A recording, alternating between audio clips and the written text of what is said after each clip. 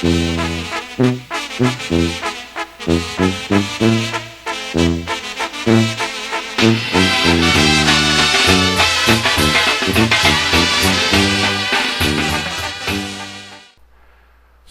I got sick and tired of hearing everybody say, "Oh, that's a lot of work. I don't like making tamales because it's so much work."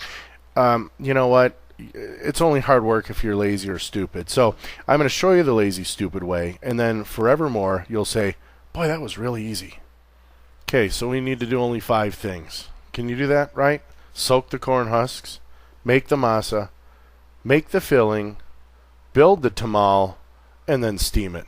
Boy, that was really tough. That's so much work. Step 1, soaking the corn husks. You know what? Get a pan or even your sink, put some hot water in it, throw the corn husks in it. Go ahead and weigh it down with a plate or whatever you need to, and let it sit there for an hour or so. All you're going to do is rehydrate it to make them pliable so they don't snap and break. Okay? Boy, again, tough, tough, tough, tough, tough. But Vinny, you said this was a flick about tamales. What are we doing, pizza, huh? Well, you know, this is the stupid way to make them. So I decided, you know what? I'm going to make a tamale out of pizza ingredients. All right? It doesn't get any crazier than that. And if you can do it with pizza ingredients, hello, you can do it with anything else. Okay, step 2 is the masa. You need 4 things. You need the masa itself, which is a dough made out of ground corn.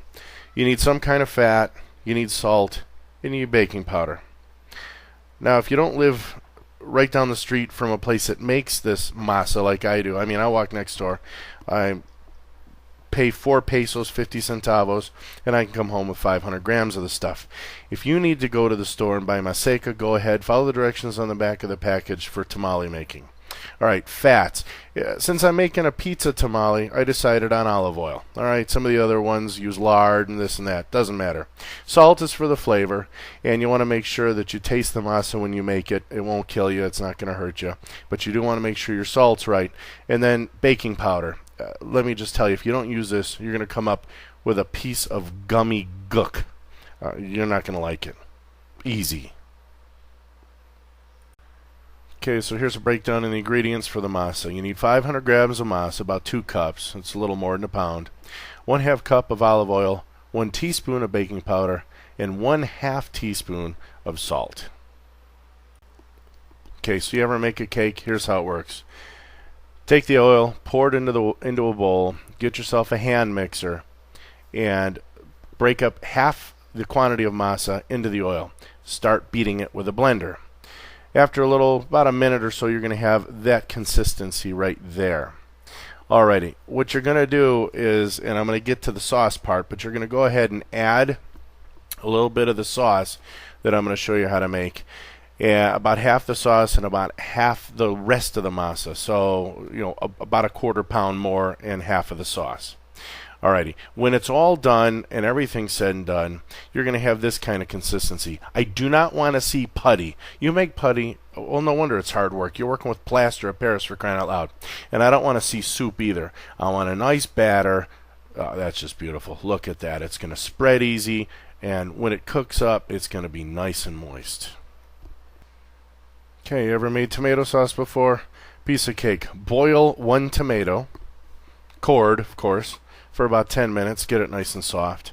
You're going to need about 3 basil leaves, a little bit of garlic powder, and some salt. Alright? Throw the tomato, the garlic powder, the salt, and basil into a little bowl, and use a brawn or a rival, and just beat it up till it looks like a sauce. That's it.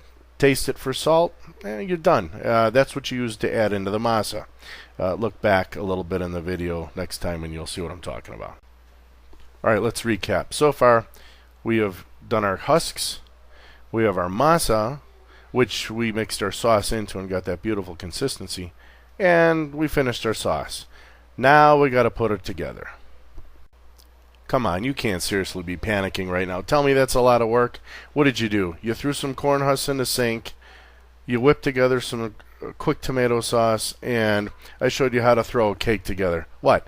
3 things? So far, that whole process that I showed you took me no more than 10 minutes. Well, the tomato took 10 minutes, and the corn husk for an hour. But yeah, that's all pre-work. I mean, give me a break. I mean, if you're making bread, you got to let it rise anyway. Okay, so all we have left to do is pull our ingredients that we're going to use. Now, I decided to use pepperoni and mozzarella cheese. So I grabbed 2 slices of pepperoni for each of the tamales I thought I would make. I knew I was going to make about 12, so I took 24 slices of pepperoni, cut them into quarters, and I got myself about 200 grams of mozzarella cheese. Now watch the magic. Give me a break. This is easy. Okay, so have you ever made lasagna? You set everything up together in a line. This is easier than making lasagna. Look, I just smeared a little bit of masa on the corn husk, and I'm taking about, eight little corners of the pepperoni, and I'm throwing some mozzarella cheese in there. I'm going to push it together. Look, I even had trouble with this wrapper.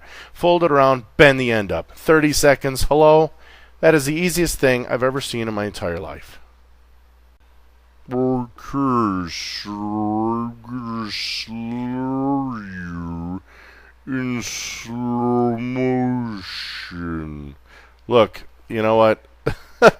It's easy. I smeared a little bit of stuff, the masa, on the corn husk.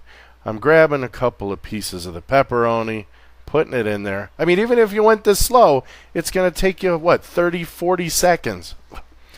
Little bit of cheese. Throw it on there. Right? There we go. Fold it together. See how the corn kind of came together? The masa came together.